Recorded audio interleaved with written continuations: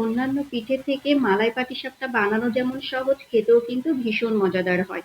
তো একদম পারফেক্ট ভাবে আর এইরকম ঠান্ডা হয়ে যাওয়ার পরও কিন্তু শক্ত হয়ে যাবে না। মালাই পাটিসাপটা পিঠে কিভাবে বানাবেন সেই রেসিপিটাই কিন্তু শেয়ার করব। খেতে কিন্তু ভীষণ ভালো হয়। তো মালাই পাটিসাপটা বানানোর জন্য ফার্স্টে আমি একটা প্যানের মধ্যে নিয়ে নেব 2 টেবিল চামচ ঘি। 2 টেবিল চামচ ঘিয়ের মধ্যে দিয়ে দেব, এখানে আমি 3 টেবিল চামচ দিয়েছিলাম সুজি। ঘি আর সুজিটাকে খুব ভালো মতো ভেজে নিতে হবে। গ্যাসের আঁচটা লো ফ্লেম করে দিয়ে এটাকে সময় নিয়ে একটু ভেজে নেবেন। কিন্তু এটা কিন্তু একদম লাল লাল করে ভেজে নেওয়া যাবে না। আপনারা দেখলে বুঝতে পারছেন আমি কিন্তু একদম লাল লাল করে ভেজে নিইনি। অল্প একটু মানে সাদা থাকবে, কিন্তু ভালো মতো ভেজে নেবেন, তাহলে কিন্তু খেতে বেশি ভালো লাগবে। ঘি আর সুজিটাকে ভেজে নেওয়ার পর এখানে নারকেল কুড়ানো দিয়েছিলাম হাফ কাপ মতো। নারকেল আর সুজিটাকে আমি ওই 2 মিনিট মতো ভেজে নিয়েছি। নারকেলটা একটু ভেজে নিলে কিন্তু খেতে বেশ ভালো লাগে। তো সমস্ত কিছু ভেজে নেওয়ার পর এখানে আমি হাফ লিটার মতো দিয়ে দিলাম লিকুইড দুধ। দুধের সঙ্গে খুব ভালো মতো মিশিয়ে নিতে হবে। এই তো দুধের সঙ্গে খুব সুন্দর করে কিন্তু আমি সমস্ত কিছুকে মিশিয়ে নিয়েছি। এবার গ্যাসের আঁচটা মিডিয়াম টু হাই ফ্লেম করে দিয়ে অনবরত নেড়ে চেড়ে নিতে হবে। এটাকে ঘন করে খিসাটা রেডি করে নিতে হবে। আপনারা চাইলে সুজির পরিবর্তে কিন্তু এখানে মানে আতপ চালের গুঁড়োটাও দিতে পারেন, কিংবা পোলাও চালের গুঁড়োটাও দিতে পারেন। তবে সুজি দিয়ে বানালেও কিন্তু খেতে বেশ ভালো লাগে। তো এটাকে গ্যাসের আঁচটা মিডিয়াম টু হাই ফ্লেমে রেখে এভাবে অনবরত ফুটিয়ে নিতে হবে। আর কিন্তু ঘন ঘন এইভাবে অনবরত নেড়ে চেড়ে দেবেন, না হলে নিচ দিয়ে কিন্তু লেগে যেতে পারে। নিচ দিয়ে লেগে গেলে খেতে একদমই ভালো লাগবে না।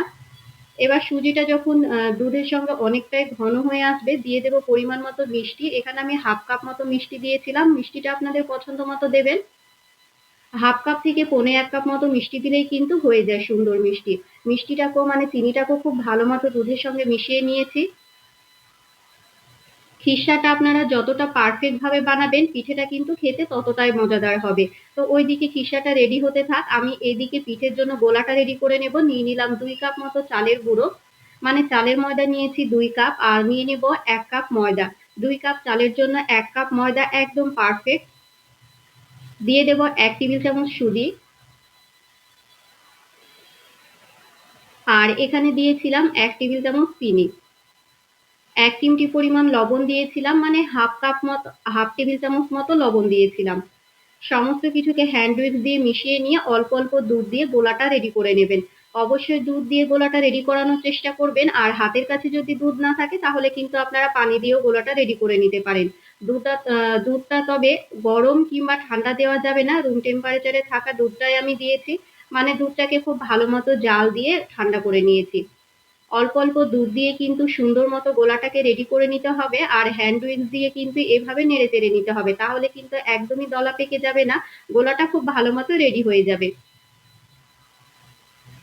মালাই পাটিসাপটার এই গোলাটা দুধ দিয়ে রেডি করলে কিন্তু খেতে বেশি ভালো লাগে, সেই কারণে আমি দুধ দিয়ে রেডি করে নিয়েছি। এই তো অল্প অল্প দুধ দিয়ে কিন্তু খুব ভালো মতো করে আমি ফেটিয়ে নিয়েছি হ্যান্ড উইক্স দিয়ে। আর এইরকম পাতলা করেই কিন্তু বানিয়ে নিতে হবে।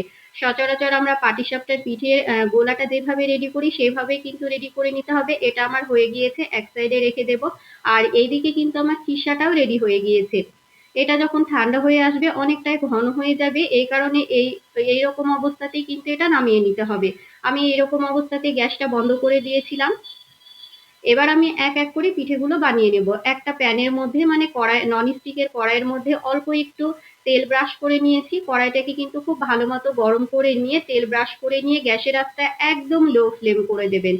এই পিঠেটা কিন্তু একটু ছোট ছোট করে বানালে দেখতে বেশি ভালো লাগে। তো গ্যাসের আঁচটা লো ফ্লেম করে দিয়ে 1 হাতা মতো দিয়ে এইভাবে ঘুরিয়ে নিয়ে 1 মিনিটের জন্য ঢাকা দিয়ে রেখে দিতে হবে।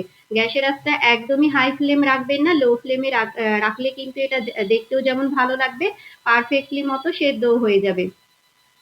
তো এই তো আমার হয়ে গিয়েছে। ওপর সাইড দিয়ে অল্প একটু খিসা দিয়ে এভাবে মুড়িয়ে নিতে হবে। মুড়িয়ে নেওয়ার সময় কিন্তু আমি গ্যাসের আঁচটা হাই ফ্লেম করে দিয়েছি, তাহলে ওপর থেকে অল্প একটু কালারটা আসে, দেখতে ভালো লাগে। তো এরকম করে কিন্তু আমি এক এক করে পিঠেগুলো বানিয়ে নিয়েছিলাম। দেখুন কতটা সুন্দর লাগছে না দেখতে। দেখতে যেমন সুন্দর হয়, খেতেও কিন্তু ভীষণ মজাদার হয়। তো আপনারাও কিন্তু যারা প্রথমবার পিঠে বানাচ্ছেন, তারাও কিন্তু আমার এই রেসিপি দেখলে আপনারাও বানিয়ে নিতে পারবেন। তো আমি এক এক করে কিন্তু সমস্ত পিঠেগুলো এভাবে রেডি করে নিয়েছিলাম। এগুলো দেওয়ার সময় অবশ্যই গ্যাসের আঁচটা লো ফ্লেমে রাখবেন, তাহলে কিন্তু নিচ দিয়ে কালারটা আসবে না, জালিদারটাও আসবে না, এইরকম সাদা হয়ে থাকবে, দেখতে বেশি ভালো লাগবে। আর এই পিঠেটা কিন্তু ঠান্ডা হয়ে যাওয়ার পরে একদমও শক্ত হয়ে যায় না, খেতে ভালো লাগে। তো ওইদিকে আমার পিঠেটা বানানো হয়ে গিয়েছে, এবার আমি মালাইটা বানিয়ে নেব। হাফ লিটার দুধের মধ্যে 2 থেকে 3 টেবিল চামচ গুঁড়ো দুধ খুব ভালো মতো মিশিয়ে নেব। গুঁড়ো দুধটা দিলে কিন্তু মালাইটা খেতেও ভালো লাগে আর ঘনত্বটা খুব তাড়াতাড়ি চলে আসে। এবার গ্যাসের আঁচটা হাই ফ্লেম করে দিয়ে খুব সুন্দর মতো ফুটিয়ে নিতে হবে। আমি ওই 2 থেকে 3 টেবিল চামচ মতো চিনি দিয়েছিলাম। মালাই কিন্তু বেশি মিষ্টি করলে খেতে অতটাও ভালো লাগে না, আপনারা চিনির পরিবর্তে কনডেন্স মিল্কও দিতে পারেন। এবার খুব সুন্দর মতো করে কিন্তু ফুটিয়ে নিতে হবে, টকবগিয়ে ফুটিয়ে একদম আমি কমিয়ে নেব। মানে মালাই যেভাবে বানাই সেভাবে আমি বানিয়ে নিয়েছিলাম। দেখুন মালাইটা কিন্তু আমার রেডি হয়ে গিয়েছে। আর এইদিকে পাটিসাপটা পিঠেগুলো কিন্তু আমি সাজিয়ে নিয়েছি। এবার গরম মালাইটা পিঠের ওপর এভাবে ঢেলে নিতে হবে, তাহলে কিন্তু মালাই পাটিসাপটা পিঠে একদম রেডি হয়ে যাবে। আপনারা চাইলে ওপর দিয়ে কোরানো নারকেলও দিতে পারেন, তবে আমি সিম্পলই রেখেছিলাম। এটাই কিন্তু আমার কাছে খেতে বেশি ভালো লাগে। এটা কিন্তু আমার একদম কমপ্লিট হয়ে গিয়েছে। ঠান্ডা ঠান্ডা খেতে যে কি ভালো লাগে, আপনারা একবার হলেও কিন্তু বাড়িতে বানিয়ে নিতে পারেন। আর পিঠেটা দেখুন ঠান্ডা হয়ে যাওয়ার পরও কিন্তু একদমই শক্ত হয়ে যায়নি, নরম হয়ে আছে। তো মালাই পাটিসাপটার রেসিপিটা কেমন লাগলো অবশ্যই কমেন্ট করে জানাবেন।